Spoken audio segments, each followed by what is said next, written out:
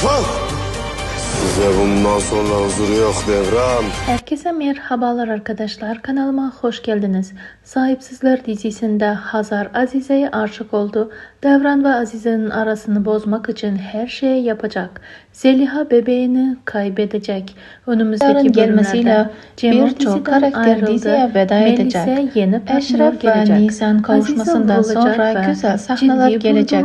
Nisan rüya olduğunu ilk kendisi anlayacak, fakat bunu Eşref'e hemen söylemeyecek.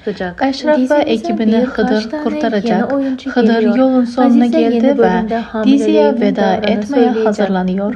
Peki arkadaşlar, sizce Eşref hastanelik olur mu? Fikirlerinizi yorumlar kısmında bizlerle paylaşmayı ve kanalımıza abone olmayı, bildirimler tuşunu açmayı unutmayın. Hamilesini kaybedecek mi? Fikirlerinizi yorumlar kısmında bizlere paylaşmayı ve kanalımıza abone olmayı, bildirimler tuşunu açmayı unutmayın.